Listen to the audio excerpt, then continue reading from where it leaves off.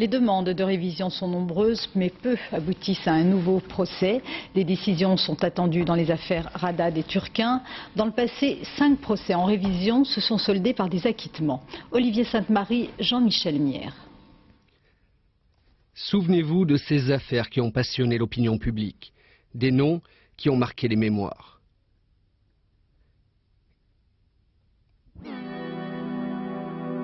Guy Mauvillain, condamné pour le meurtre d'une vieille dame, il sera acquitté et remis en liberté au bout de 6 ans d'emprisonnement.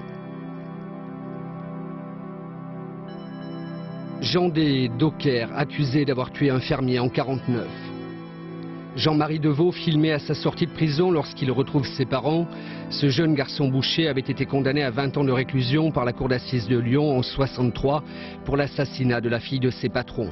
Pendant 8 ans, il clame son innocence. Malgré la campagne de soutien en sa faveur, la Cour de cassation rejette 2 premiers pourvois. Le 30 avril 1969, la Cour suprême casse finalement le verdict de Lyon.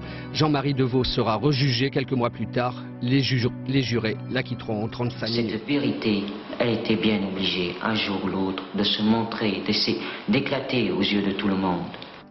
Autre affaire célèbre, celle de Roland Agré. En 1973, on l'accuse d'avoir tué un garagiste. Il fera plusieurs grèves de la faim en prison. Il ira même jusqu'à se mutiler en coupant 2 doigts. Gracié en 1977, il obtient finalement la révision et l'acquittement en 1985. On m'a dit, tu étais condamné à 15 ans, tu n'as fait que 7 ans, sois content, mais je n'étais pas content du tout. J'ai continué à me battre pendant des années. Je suis allé jusqu'à m'amputer de 2 doigts pour les porter au garde des Sceaux. Et finalement, en 1984, j'ai obtenu l'annulation de ma condamnation et la révision de mon procès. J'ai été renvoyé par devant les assises de Lyon. Plus récemment, le 8 mai 1999, Rida Daalouche est acquitté après avoir été rejugé par la cour d'assises de l'Hérault. Accusé d'avoir tué un homme en 1991 à Marseille, il obtient sa révision en fournissant la preuve qu'il se trouvait en soins à l'hôpital au moment du crime qui lui était reproché. Mais les chances d'aboutir sont très faibles. Depuis le début du siècle, seuls 5 procès de révision ont conduit à l'acquittement. Pourtant, en 1989, la procédure a été assouplie. Depuis cette date, outre le ministère de la Justice, ce recours peut être exercé par les condamnés ou leurs familles. Auparavant, la révision était soumise à l'émergence d'un fait nouveau de nature à établir l'innocence du condamné.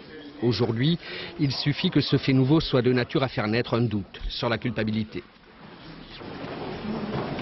Ce qui est vrai et ce qui paraît extrêmement positif, c'est qu'on a le sentiment à l'heure actuelle que la justice est davantage prête à faire son autocritique et qu'elle est donc davantage prête à examiner, dans un sens peut-être plus favorable aux condamnés, des requêtes en révision. Mais la nouvelle loi du 15 juin 2000 qui instaure un appel possible de tout verdict d'assises pourrait rendre encore plus rare le nombre de cas de révision.